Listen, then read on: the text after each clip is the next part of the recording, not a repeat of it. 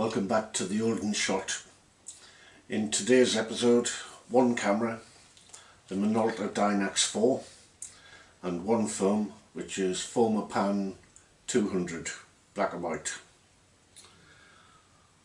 The Minolta Dynax 4 is an autofocus film camera from the end of the film camera era. I think it's around about 2003-2004 it was released. Like all of the autofocus SLR cameras, it's got all the modes it could require. It's got program mode, auto exposure for aperture priority, shutter priority, and it's also got manual. It has a built-in flash with various modes on the flash, including red eye reduction. It's quite lightweight. It's got the scene modes as well, for portrait, for landscape, for close-up or macro, sports mode and night mode, where the camera will choose the best settings for that particular type of photograph. The lens on the front is a Minolta autofocus zoom and goes from 28 to 80mm,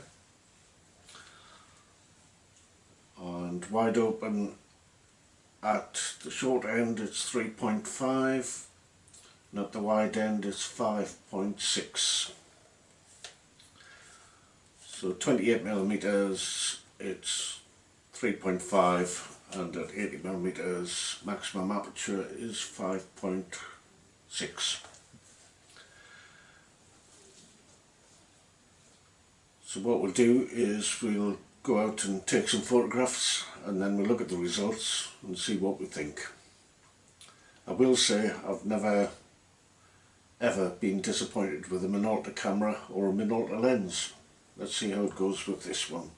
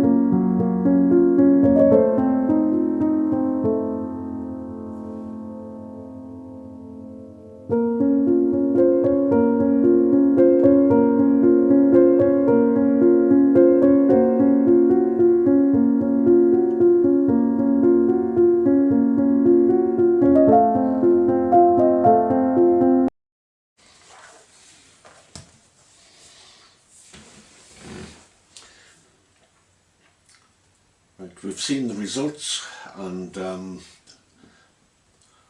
there's an admission I've got to make.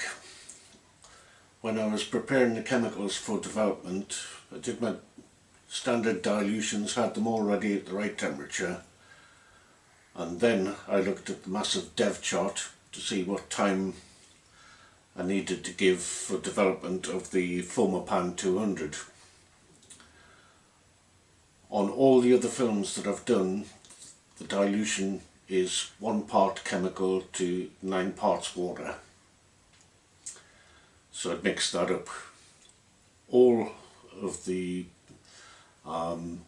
recommendations on the massive dev chart were for 1 part water to 14 parts. Sorry, 1 part chemical to 14 parts water. I didn't have a big enough container just to add water to get the right dilution, so I decided I would have to change the time, and to be honest, I guessed. Instead of 6 minutes, I gave it 5 minutes. from the results, I'm not sure if it's the development, I'm not sure if it's the lens, the camera or the film, but it's not my favourite ever set of results. I think they're a bit lacking in contrast, and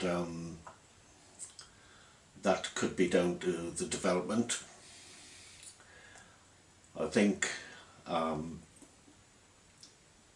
hitting focus is quite difficult with autofocus when you're doing landscapes. With the manual focus camera, a lot of the time I use hyperfocal distance from focusing to get as much in focus as possible. You can't do that with an autofocus lens. You don't have the distance scale on the lens, so what you have to do is guess which part to focus on, which will give you the maximum depth of field across the whole of the frame. And I don't think I hit focus on some of the shots. I don't think in my landscapes, I don't think there's that much sharpness, and I suspect it's the lens. I never used to like zoom lenses because I thought that they were a compromise, but I have to say, before this one, all the Minolta zoom lenses I've used have been very pleasing. This one, I suspect it's maybe a compromise too far, and it's not as sharp as the earlier Minolta autofocus lenses.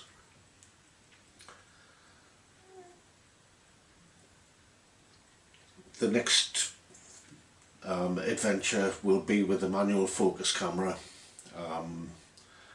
and it'll also be with Fomapan 200, so we'll see how it goes with that one to see if I get better results. So that's it for this time. Minolta Dynax 4,